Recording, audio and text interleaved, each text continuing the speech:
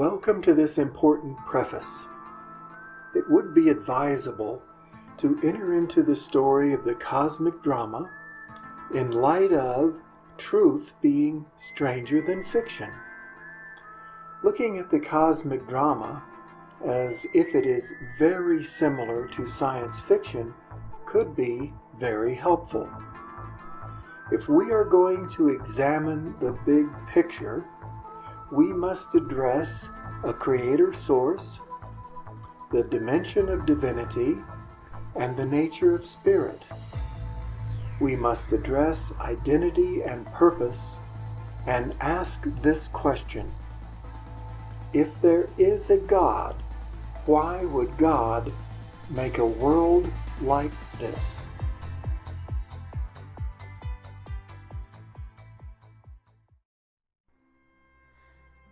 Hello everyone.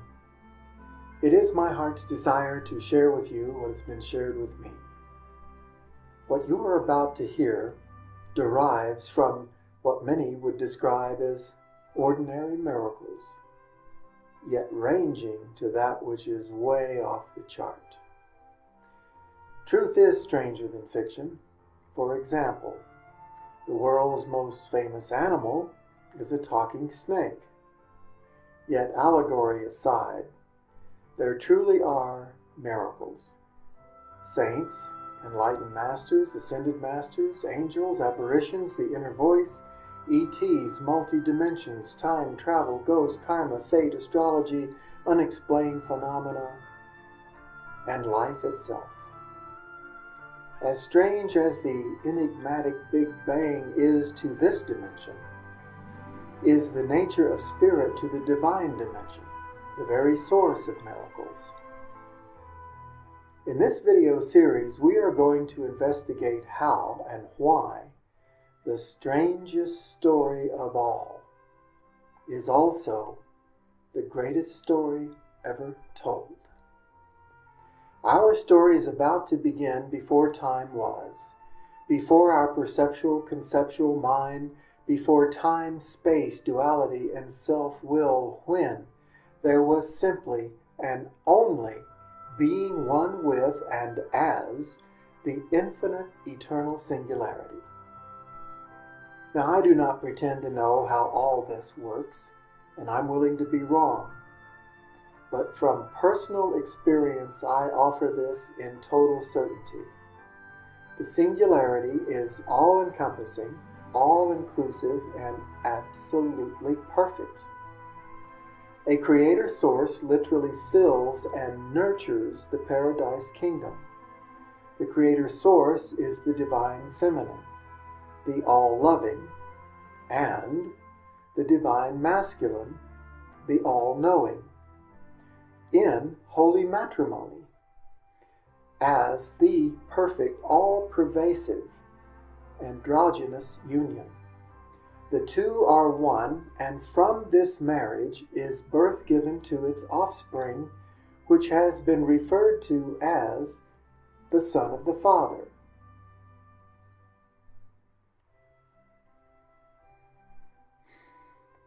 It is just Judeo-Christian terminology and the King's English. Can we not throw the baby out with the bathwater?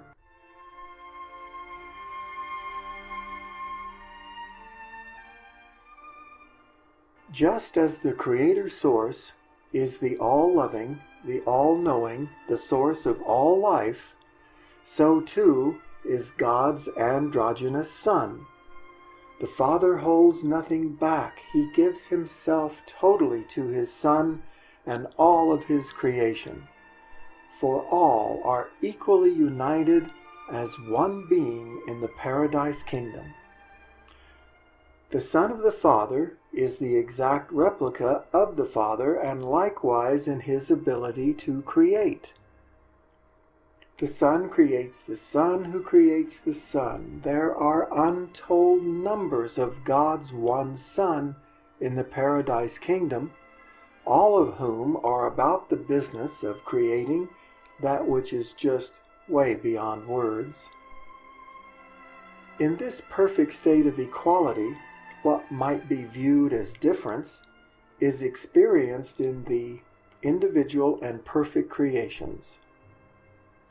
Just as the magnificent profusion of a rainforest is thing upon thing, so too is creation upon creation spread out infinitely and preserved eternally for all to enjoy. This unified diversity is so far off the chart, it is beyond all imagination. A meager reflection of just what is infinite is evident as we behold the universe we see, and it is my privilege to share what has been shown to me.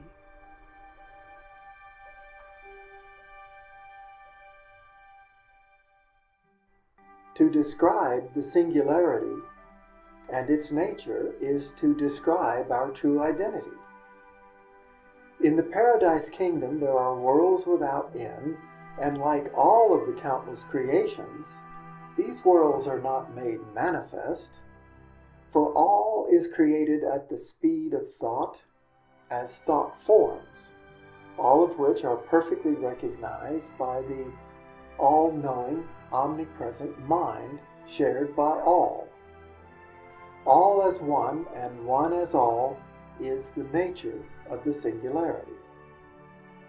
The divine feminine is the indescribably powerful heart of God, uniting all throughout all of creation. It is this love that is the unified field. This all-powerful love is what omnipotence is, and it is perfectly and equally fused with the all-knowing mind, the omniscient. You may ask, could this really be a description of our true identity? It is. Believe it or not, like it or not, it is.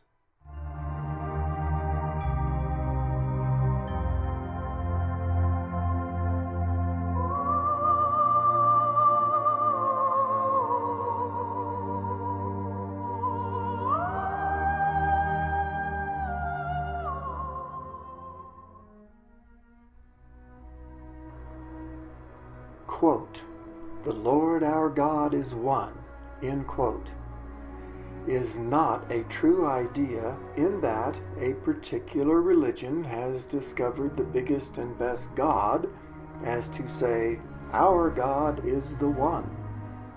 The Lord our God is one is a statement that describes the singularity.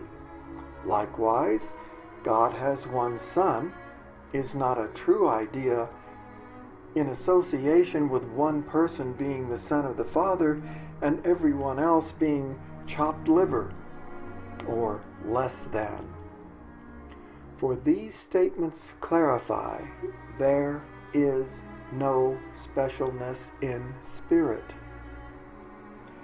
God has one Son. The Lord our God is one. The singularity is one. And all is one and are equal in being divine. Yet there are no words and no beliefs that can even come close to this divine grandeur. Every concept falls short because the singularity, the Creator Source, and our true identity are literally way beyond our conceptual abilities. And therefore, we see why this world is filled with all manner of beliefs.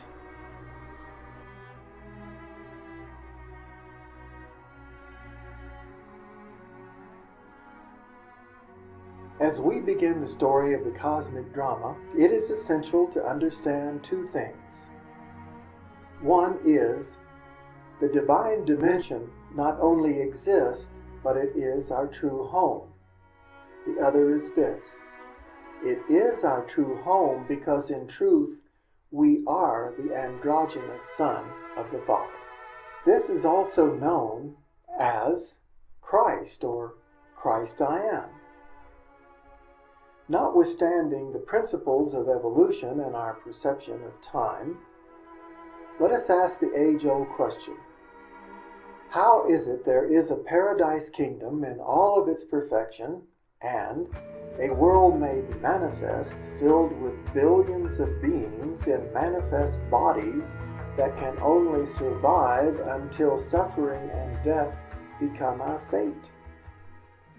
Professor Joseph Campbell spent a lifetime researching the various mythologies from all around the world throughout all time. Professor Campbell in his books and teachings have informed us, in spite of time and distance, the oldest running, most common mythology on this planet is the creation story, followed by the mythology of the fall from grace. Now, mythologies are not lies, mythologies are stories, much like this story, which attempts to bring clarity and understanding to that which is not of this world. For God moves in mysterious ways.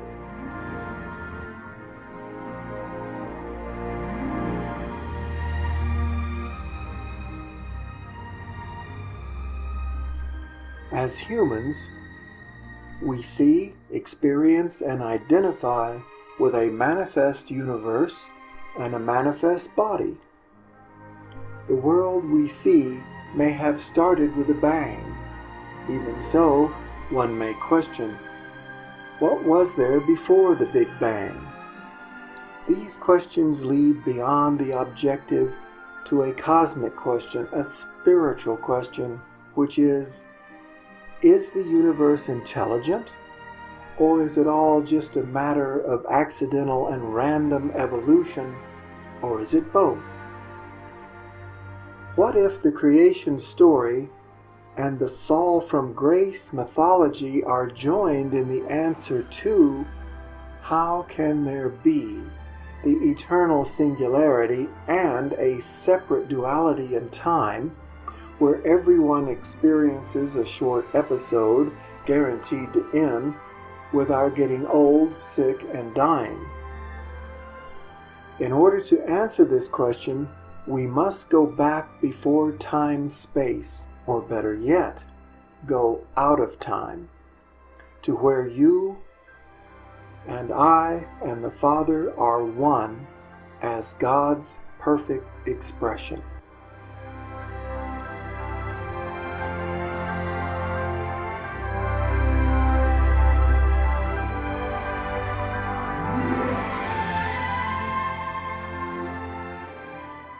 Imagine we have traveled back before time.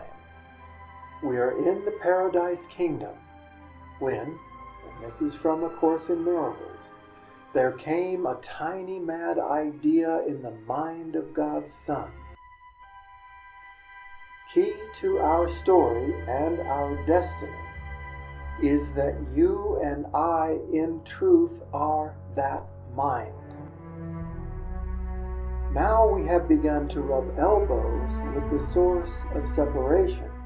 However, there came a tiny idea is not a perceptual, conceptual statement to be intellectually understood. Suffice it to say, something occurred in the mind of God's Son, you and I, before time began. And by the way, time is not what we think it is. This tiny idea had an air of specialness about it, as presented in A Course in Miracles. This thought in the mind of God's Son was a novel idea. As this cosmic story unfolds, we are going to come to understand why this was not only tiny, but also mad.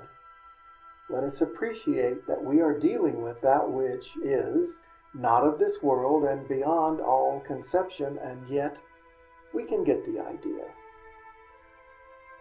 When we combine the all-loving nature of the Paradise Kingdom and this novel idea, we can easily discern that all ideas in holiness are innocent.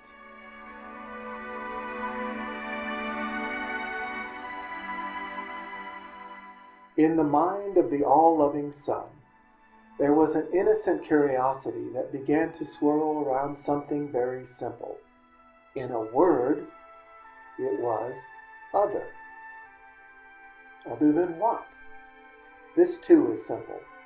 Before time and duality, there was only the infinite singularity. Therefore, other can only be in relationship to the entirety of the singularity.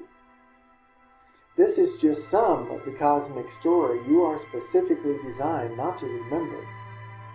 Now bear in mind, this idea of other is occurring at the level of God mind, the all-powerful and all-creating, the omnipotent and the omniscient. Just as there is either light or no light, the only thing that can be other than what is whole, complete, and perfect is its opposite. What is opposite from being one with what is all-encompassing is dreaming you are not.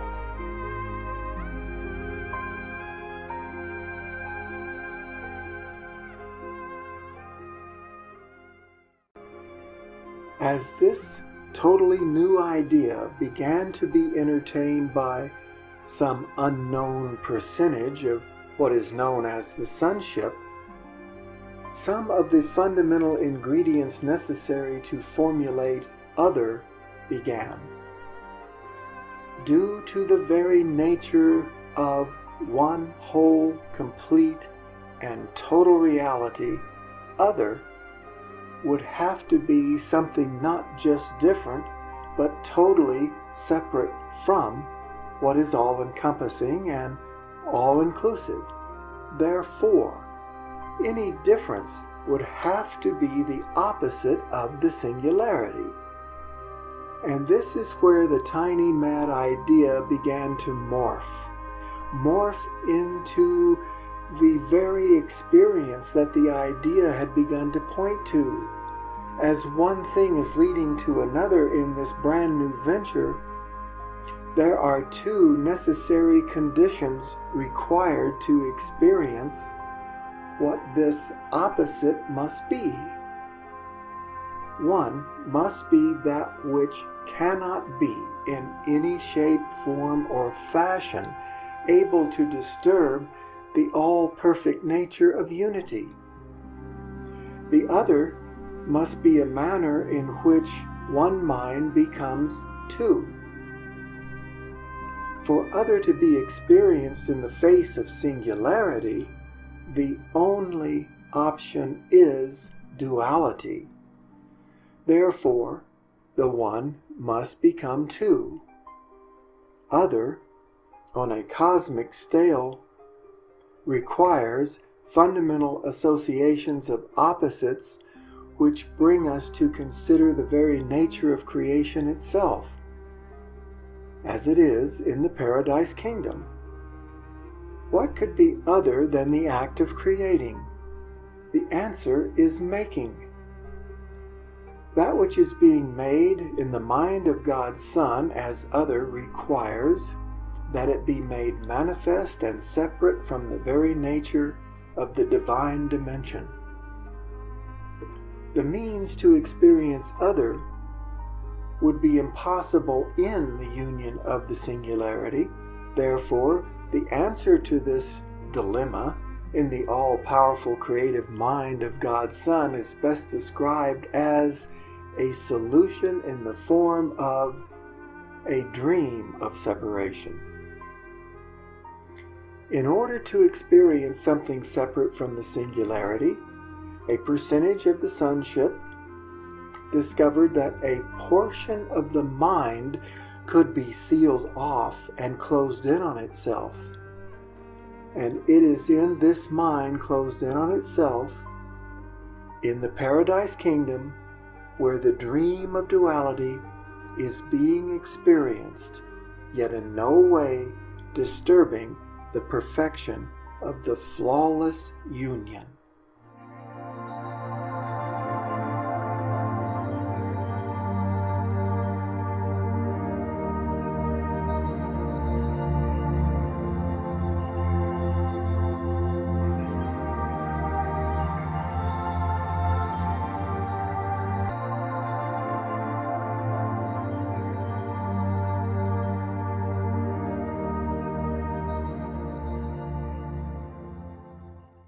As to the next fundamental ingredient in experiencing other, there is the mind itself. The mind of Christ is whole, is one. The idea of other being opposite must require the whole mind of Christ and something else, other. That which is opposite of the Christ mind we now know as the ego.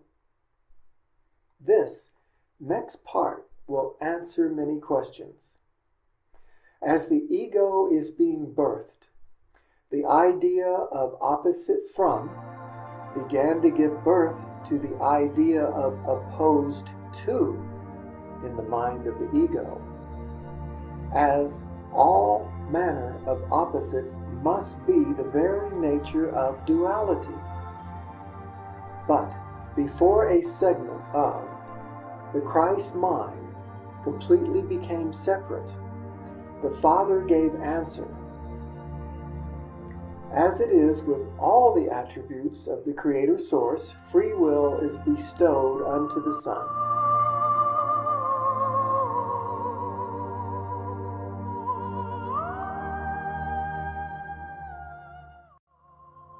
The Father's answer to His Son's experimenting with something other than the kingdom was simple. Listen.